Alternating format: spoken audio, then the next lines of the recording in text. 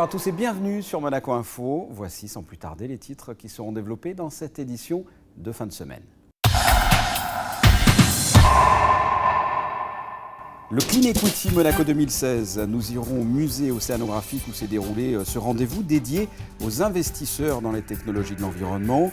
Cuba à l'honneur à l'occasion d'un déjeuner organisé par le Monaco Economic Board. Le théâtre Princesse Grace a présenté Savoir-vivre, une pièce d'après des textes de Pierre Desproges. L'Union internationale de la presse francophone s'est réunie en principauté pour parler notamment d'environnement. Et enfin, notre invité du week-end, il s'agira justement de Jean Kouchner, le secrétaire général international de l'UPF. Nous parlerons ensemble, entre autres, de la liberté d'expression. Débutons ce journal par le Clean Equity Monaco 2016, le rendez-vous d'envergure internationale dédié aux investissements dans les technologies de l'environnement. Ce forum économique s'est tenu au musée océanographique pendant 2 jours avec comme hôte le Monaco Economic Board. Frédéric Hélion. Scientifiques, ingénieurs, investisseurs ou patrons d'entreprises, tous ont une vision commune pour le futur. Un avenir basé sur les clean tech, les technologies vertes et les énergies renouvelables. Et tous se sont donné rendez-vous à l'occasion d'un forum économique au musée océanographique, le 9e Clean Equity Monaco, organisé par Innovator Capital et le Monaco Economic Board. Pendant 2 jours, workshops, sessions plénières et rendez-vous en one-to-one se sont enchaînés. L'occasion aussi pour les équipes du MEB de rencontrer des investisseurs, des sociétés qui souhaiteraient travailler avec des entreprises monégasques ou mieux encore s'implanter en principauté. Hier soir, je parlais avec un dirigeant espagnol, par exemple, qui peut-être souhaite justement se développer à l'international et faire du haut de gamme dans les cosmétiques. Et je lui ai bien sûr expliqué qu'il y a eu des superbes success stories dans ce secteur au sein même de la principauté. Et il avait l'air intéressé. Donc pour nous, c'est très important d'être présent et de rencontrer ce genre de société. Ça nous évite, c'est aussi plus simple puisqu'on est sur place, c'est plus facile à vendre. Et bien sûr, on fait tout l'argumentaire positif et les atouts que la principauté peut offrir à un investisseur ou une entreprise qui souhaite s'implanter ici. Ce Clean Equity Monaco permet de rencontrer directement les personnes qui développent de nouvelles technologies et de voir les plus-values apportées par rapport à celles déjà existantes. C'est très important pour nous de connaître les nouvelles mouvances et nouvelles applications qui sont possibles pour peut-être les incorporer à Monaco et voir un petit peu comment les nouvelles villes intelligentes se mouvent dans le monde. On partage beaucoup d'expériences, des problèmes, comment ils ont été réglés par ailleurs, quels sont aussi les montages qui ont été faits, parfois en partenariat public-privé dans d'autres pays, dans d'autres villes, pour pouvoir appliquer peut-être le même modèle ici. Clôture de ce 9e Clean Equity Monaco vendredi après-midi avec la traditionnelle remise des awards en présence du prince souverain. Le Monaco Economic Board, qui a accueilli le Clean Equity 2016, vient d'organiser son traditionnel Ambassadors Lunch avec, comme invité, l'ambassadeur de Cuba à Monaco. Reportage. Héctor Igarza, l'ambassadeur de Cuba en France, et depuis juin 2014, ambassadeur de Cuba à Monaco, il vient de présenter les atouts économiques de son pays devant un grand nombre d'adhérents du Monaco Economic Board. Il était leur invité pour 2 raisons. La première raison, c'est une demande qui a été faite par l'ambassadeur de Cuba qui voulait absolument nous faire découvrir son pays, ce qui est une très bonne chose puisque entre-temps, il y a eu des développements internationaux très importants pour ce pays-là et donc vraiment c'est tout à fait d'actualité. La deuxième raison, c'est que nous initions, comme vous le savez, notre destination Amérique latine et donc Cuba en faisant partie, il était logique aussi d'avoir une réunion au sujet de Cuba pour peut-être un jour initier un séjour là-bas sur place. Depuis le réchauffement diplomatique avec les États-Unis et son ouverture à l'international, cet État insulaire des Caraïbes attire de plus en plus d'investisseurs étrangers. On peut même parler de la ruée vers Cuba. Au cours des 2 dernières années, on a pu dénombrer 185 visites de délégation et 22 visites d'État. Au fur et à mesure que Cuba s'est ouvert au monde, le monde a répondu positivement pour venir voir ce qui se passe à Cuba. Et nous voulons profiter de cette occasion pourrons faire la promotion des investisseurs étrangers pour qu'ils viennent investir dans notre économie, pour nous accompagner dans notre développement économique. Et je peux vous assurer qu'il y a un grand intérêt de la partie cubaine pour qu'il y ait des hommes d'affaires monégasques qui viennent investir chez nous. Nous pensons que Monaco a une très grande expérience dans des secteurs qui sont intéressants pour nous. Parlons par exemple du tourisme, parlons de la production d'électricité à partir de sources renouvelables et aussi le transport. Je crois savoir que Monaco est très avancé dans la production des voitures à consommation électrique, qui est en même temps un atout pour ceux qui veulent développer l'économie à partir d'un souci écologique. Et là, Monaco est à l'avant-garde. L'environnement, le tourisme, la finance, l'immobilier, la construction, les nouvelles technologies. Voici quelques secteurs d'activité où entrepreneurs monégasques et cubains pourraient collaborer. Le Monaco Economic Board entame cette année un cycle Amérique latine qui va débuter par une mission économique en avril au Brésil. Et pourquoi pas dans l'avenir, si les opportunités se présentent, un déplacement à Cuba. Le reste de l'actualité, en bref. Le ministre d'État s'est rendu au siège du groupe Nice ce matin. Serge Tell en a profité pour visiter les locaux. Il s'est ensuite retrouvé face à la rédaction du quotidien régional et a répondu aux questions des journalistes, notamment sur sa feuille de route délivrée par le Souverain. Un entretien à découvrir dans l'édition du Nice Matin de samedi. 3 jeunes du Vivier se sont rendus au Conseil national pour découvrir de plus près les rouages de cette institution. Ils ont été reçus notamment par 2 conseillers, Thierry Poyer et Alain Ficini. Pour rappel, le Vivier est un service rattaché à la direction des ressources humaines depuis plus de 10 ans pour former des jeunes monégasques au métier de la fonction publique. Santé à présent avec la campagne Mars Bleu qui vise à sensibiliser la population tout au long du mois à la prévention et au dépistage du cancer du côlon. Sandrine Nègre a pu rencontrer le docteur Ruizon. On l'écoute. Mars Bleu, c'est exactement la même chose pour le cancer du côlon que Octobre Rose pour le cancer du sein. Ce sont des choses qui ont été créées il y a un certain nombre d'années pour pouvoir promouvoir la lutte par le dépistage et la prévention de ces cancers. Donc le gouvernement princier s'est associé à ce genre de réalisation depuis plusieurs années et nous a permis effectivement de travailler dans ce sens. Les lettres sont envoyées aux hommes de 5 ans et aux femmes de 50 à 80 ans qui en réalité n'ont aucun antécédent. Il faut bien savoir que le test est un test pré-coloscopie parce que l'examen de base standard c'est la coloscopie, mais la coloscopie ne doit être réalisée que si le test est positif. En réalité, ce test s'adresse donc encore une fois aux gens qui n'ont pas d'antécédents familiaux, qui n'ont pas de sang dans les selles, etc., qui sont, comme on dit, naïfs. Le test immunologique qu'on attendait depuis effectivement longtemps est enfin apparu en 2015. C'est un test immunologique qui s'appelle OC Sensor. Ce test immunologique est beaucoup plus performant que le test hémoculte précédent. Il donne donc des résultats positifs plus souvent et il est beaucoup plus facile de réalisation. Donc, il s'appelle test OC Sensor. Ce que nous avons obtenu, le département des affaires sociales, de la santé et la DASA, nous ont permis d'acquérir un automate OC Sensor, ce qui fait que la principauté de Monaco est totalement indépendante dans cette campagne, et ça c'est capital. Nous n'avons plus aucun rapport avec la France dans ce cas précis. Nous avons notre propre automate et nous pouvons faire notre propre campagne grâce à cet automate qui est au laboratoire de biologie. Le laboratoire de biologie a donc reçu l'automate AC Sensor, l'a mis en conformité. Les gens de Paris sont venus pour travailler avec eux et les médecins, Madame Fissor, le chef de service, et Madame Gabriel, elle-même s'occupe de véritablement recueillir les résultats de ces tests réalisés par l'automate. Le théâtre Princesse Grace a présenté Savoir-vivre, une pièce de Pierre Desproges entre cynisme et poésie. Cette œuvre offre matière à parler de l'histoire du monde et pointe nos fragilités. Reportage de Christine Datomel. Le savoir-vivre. Genèse. Le premier jour, Dieu dit que la lumière soit. Et la lumière fut. Le deuxième jour, Dieu créa le ciel, les étoiles et les planètes. Le sixième jour, enfin, Dieu contempla son œuvre et se dit soudain que toute cette splendeur ne servirait à rien s'il n'y mettait un être supérieur qui pourrait dominer ce trésor inépuisable. Alors, Dieu dit que l'homme soit. Et le con fut.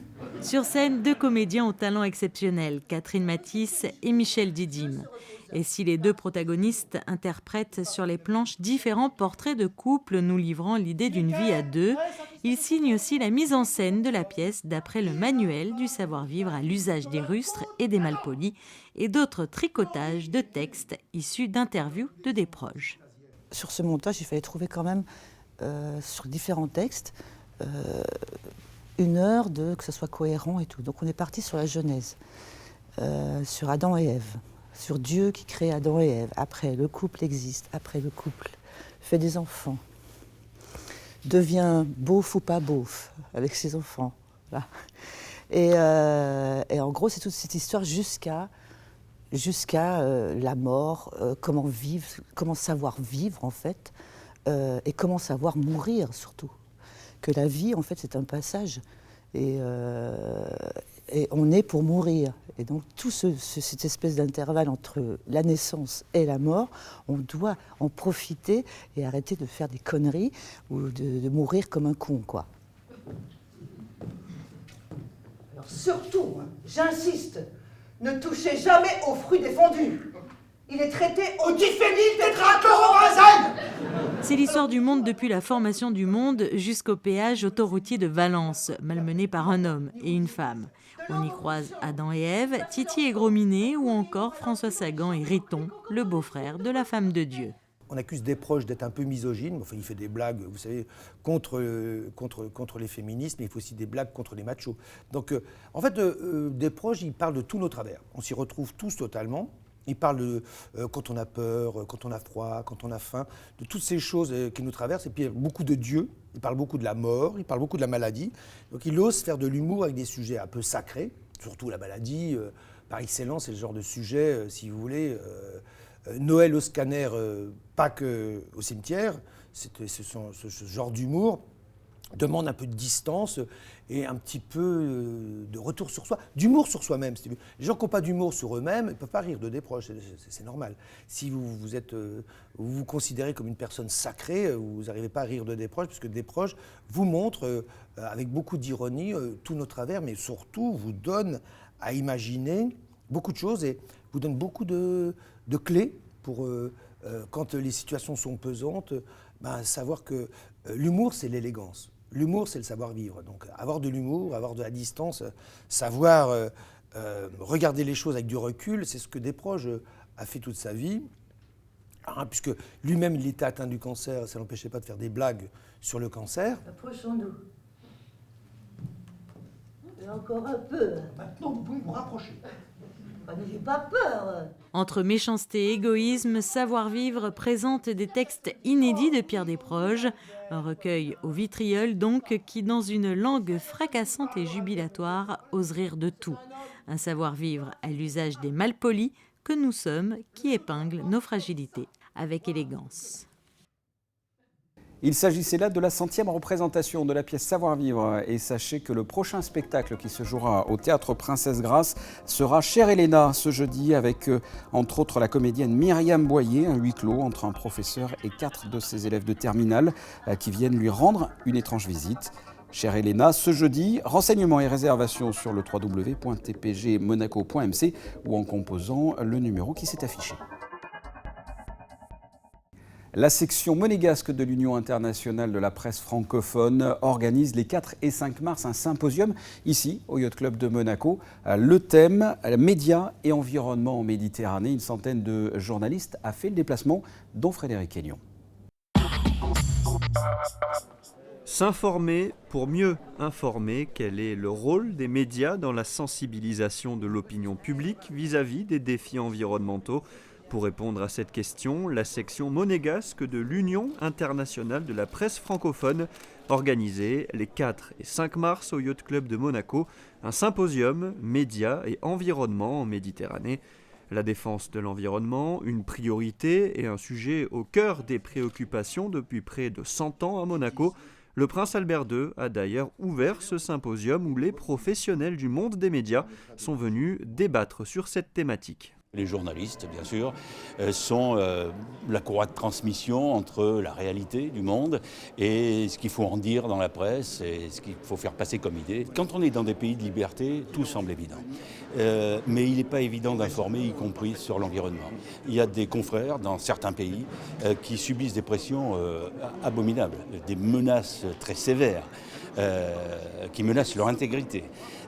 Donc il faut savoir qu'aujourd'hui l'enjeu environnemental est économique bien sûr, mais il est aussi politique et qu'il y a des intérêts qui se heurtent de front entre ceux qui veulent défendre l'environnement, qui veulent défendre notre avenir et ceux qui veulent économiquement continuer à prospérer sans faire très attention à ce qui se passe autour d'eux. Ce symposium réunissait une centaine de journalistes de 29 pays différents avec une grande délégation venue du Maghreb où cette thématique de protection de l'environnement prend beaucoup d'ampleur. On peut dire que le Maroc aujourd'hui se trouve un peu dans les radars mondiaux des pays qui sont en train donc, de développer une stratégie de développement durable. Et moi j'ai accepté en tout cas de venir à ce symposium justement pour parler de notre expérience, de ce que nous faisons au Maroc. Il y a une grande communication qui est en train de se faire autour de ça, pas particulièrement de la COP22, mais dans le domaine de l'environnement. Vous savez maintenant, dans les programmes scolaires aussi, il y a une partie environnement, donc les enfants, parce qu'il faut les sensibiliser quand ils sont petits. Oui, je peux dire que le Maroc, je ne dis pas qu'il est avant-gardiste, mais en tout cas dans sa région, arrive à bien se positionner. Et nous avons vraiment conscience des grandes problématiques qui se posent en Méditerranée. Et ce premier symposium pourrait en entraîner d'autres, puisque le président de l'UPF a proposé au prince souverain d'en faire un rendez-vous annuel. Et puisque vous venez de voir un reportage sur l'UPF, il est temps d'accueillir notre invité du week-end. Il s'agit de Jean Kouchner. Bonjour. Bonjour. Vous êtes le secrétaire général international de l'Union de la presse francophone. J'y suis arrivé. Première question, de façon générale, qu'est-ce que l'UPF? Quel est son rôle, ses missions? D'abord des titres de gloire pour la décrire. L'UPF, c'est la plus ancienne organisation de la francophonie. Elle a près de 60 ans, ce qui est considérable. Elle existait avant l'Organisation des États francophones, l'OIF, l'Organisation internationale de la francophonie. Et elle est partie d'un souci de confrères québécois et de confrères français qui se sont dit il faut essayer d'échanger, au fond, nos expériences dans cet espace francophone qui était un espace existant mais non organisé. Et puis elle s'est développée, et au fur et à mesure qu'elle s'est développée, elle a essaimé dans beaucoup de pays, et elle a eu des temps qui étaient des temps plus ou moins d'activité intense ou pas. Le secrétaire général qui m'a précédé, je ne devrais pas le dire ici, mais est resté secrétaire général pendant 40 ans, ce qui donne un certain nombre d'habitudes qui sont des habitudes, on va dire, de routine qui étaient préjudiciables. Ça ronronnait, préjudiciable au fond à son développement. Mais l'équipe qui a été mise en place, qui m'a fait l'honneur de m'élire secrétaire général international, pour la petite histoire, j'étais en Guadeloupe rédacteur en chef d'une chaîne de télévision au moment où j'ai été élu en France à mon insu. Enfin, il m'avait un peu demandé mon avis avant, mais c'est une équipe vraiment, j'insiste là-dessus. Nous avons voulu réinsuffler un peu d'énergie, on va dire, au service des journalistes et des médias francophones. Et je crois que nous sommes en train d'y parvenir. Et quelles sont les actions concrètement que vous menez, que l'UPF mène tout au long de l'année? Autrement dit, quel est le pouvoir de l'UPF au niveau de la presse francophone? Alors, d'abord, c'est un pouvoir qui est un pouvoir au fond psychologique par certains côtés. Par exemple, sur les questions de la liberté de la presse. Il y a un certain nombre d'espaces de pays francophones où la liberté de la presse subit de temps en temps quelques atteintes, pour ne pas dire plus. C'est-à-dire qu'on retrouve de façon tout à fait scandaleuse des journalistes qui n'ont commis aucun autre crime que de s'exprimer librement, en prison, sans jugement, etc. Alors, nous avons un pouvoir de dissuasion dans la mesure où l'UPF est une organisation internationale, une ONG, et que, par conséquent, quand les États s'en prennent à un journaliste et que l'UPF réagit, que nos sections nationales elles-mêmes, d'ailleurs, prennent des dispositions de protestation ou d'action pour essayer d'obtenir leur libération, Évidemment, les États, souvent, je ne dis pas que ça les fait toujours reculer, malheureusement, mais quand même, ils le font avec un peu plus de circonspection. Ils savent qu'il risque d'y avoir une réaction internationale forte. Sur ce plan, d'ailleurs, nous agissons souvent avec Reporters sans frontières, évidemment d'un commun accord. Ça, c'est l'aspect psychologique. Et puis ensuite, concrètement, comment ça se passe? Il y a des sections nationales dans un très grand nombre de pays. Comme la section de Monaco. Oui. Comme la section de Monaco, qui détermine elle-même ses champs de réflexion, ses champs d'action sur les questions qui sont les leurs. On n'a pas à se substituer à la réflexion des journalistes sur le terrain. Alors certains ont des problèmes qui sont des problèmes très locaux, d'autres des problèmes régionaux. Par exemple, nous sommes en train de réfléchir à une réflexion avec plusieurs sections, plusieurs pays, autour de la Centrafrique, sur la question du journalisme en situation de crise. Comment faire pour permettre la circulation de l'information dans un contexte compliqué, difficile, dangereux, et en même temps en assurant, autant que faire se peut, la protection des journalistes. C'est une zone où la situation du journaliste et sa liberté d'expression est bafouée? Il y a beaucoup de pays où elle est, oui, insuffisante. Insuffisante souvent, bafouée parfois, pire que ça même, dans les pays francophones et ailleurs. Ce n'est pas malheureusement un apanage de la francophonie. Bien sûr. Et pour ce qui nous concerne, on agit dans l'espace francophone, mais nous ne sommes pas indifférents à la situation de nos autres confrères, bien sûr. Vous avez l'impression Mais il y a des progrès quand même. Il y a des progrès. Justement, alors comment se porte la presse francophone et même générale, internationale, en termes de liberté d'expression au XXIe siècle? Est-ce qu'il y a plus de liberté d'expression, moins? Est-ce que la liberté d'expression est différente? Comment est-ce que ça se porte? Oui, ce n'est pas à vous que je vais apprendre qu'il existe un espace numérique international, Internet, et que la circulation de l'information est dans ce cadre, à l'évidence, quelque chose qui s'est accéléré de façon magistrale. Et ça n'est pas sans conséquence sur les autres médias. C'est-à-dire qu'il n'est plus possible de cacher quelque chose d'une façon générale pour les États qu'ils souhaiteraient ou pour les dirigeants qu'ils souhaiteraient. Donc oui, de ce point de vue, il y a une circulation de l'information qui est meilleure. Après, est-ce qu'il n'y a quand même pas des atteintes beaucoup trop nombreuses à la liberté d'expression? Si, il y en a encore beaucoup trop. Mais je trouve que c'est en progrès. C'est-à-dire que dans beaucoup de pays, on constate que les États ont pris conscience, au fond, que ça les dessert. Que d'essayer de limiter la liberté d'expression. Ça les dessert parce que ça leur donne une image internationale déplorable. Et puis, vous savez, par exemple, une de nos revendications, c'est de faire en sorte que ce qu'on appelle les délits de presse soient dépénalisés. Ça ne veut pas dire qu'on est autorisé à commettre des délits quand on est journaliste ou quand on est média, mais ça veut dire que ça n'entraîne pas de peine privative de liberté pour les journalistes qui auraient pu, malheureusement, commettre un certain nombre de délits, diffamation, des choses comme ça. Et on constate que de plus en plus, dans un certain nombre d'États francophones, il y a des pénalisations aujourd'hui de délits de presse, que ça s'inscrit de plus en plus dans la loi. Il faut encore progresser, mais nous sommes déjà sur une bonne voie. Oui, vous avez eu le sentiment que l'UPF, dans ce domaine-là, a déjà fait avancer le schmilblick ou pas? Nous ne prétendons pas être seuls. D'autres organisations aussi agissent pour cela. Oui, je pense qu'on joue un rôle. On joue un rôle. À Dakar, par exemple, ou au Togo, on a eu, à l'occasion de nos assises internationales, on a reçu le président, le Premier ministre, et on leur a posé publiquement cette question. Et on a constaté depuis que la question avance. Alors, est-ce que nous sommes seuls à avoir fait avancer cette question? Je ne vais pas jouer les orgueilleux et me gonfler arbitrairement les chevilles, mais oui, on joue un rôle, sans doute, oui. Là, ici, l'Union de la presse francophone s'est réunie pour parler notamment de l'environnement.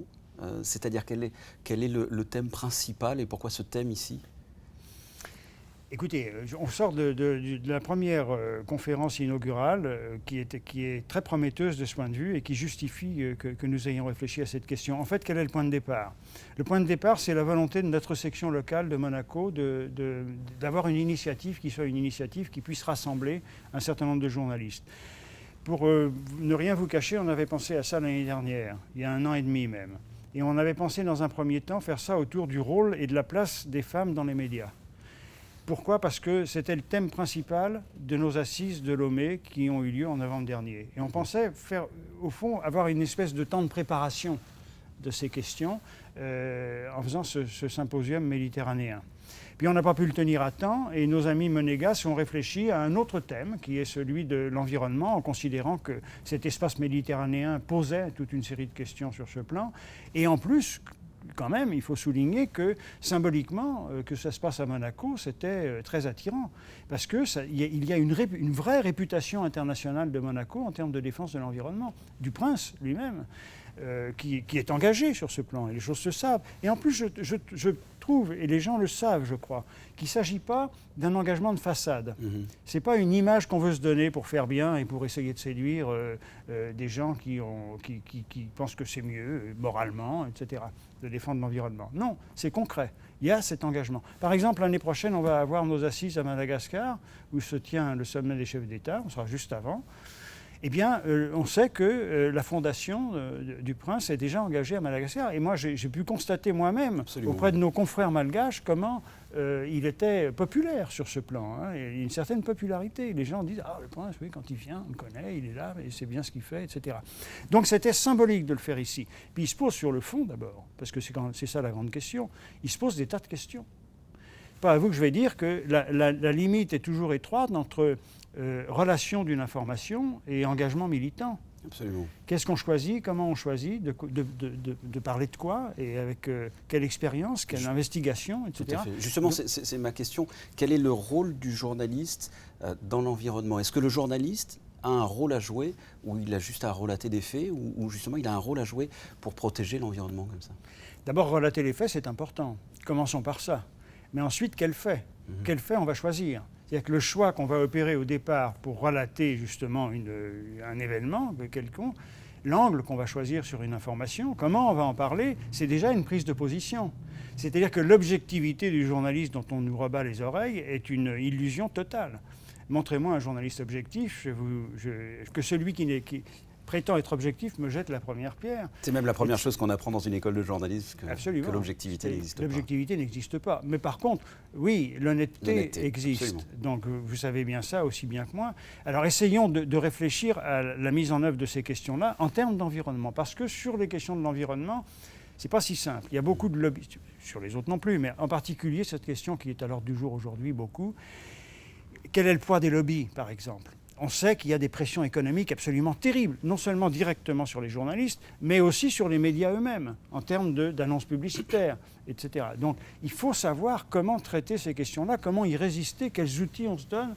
Et sur ce plan, l'échange d'expériences entre les confrères des deux bords de la Méditerranée, de l'ensemble des pays de la Méditerranée, promet d'être très riche. Hein. La première séance l'a montré, il y a beaucoup de questions qui sont posées. Dernière question, si vous le voulez bien.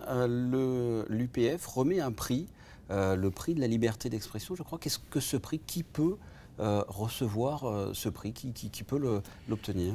Et comment? Alors, je vais vous démentir et vous livrer un scoop. Il n'y a plus? Vous ne le faites plus?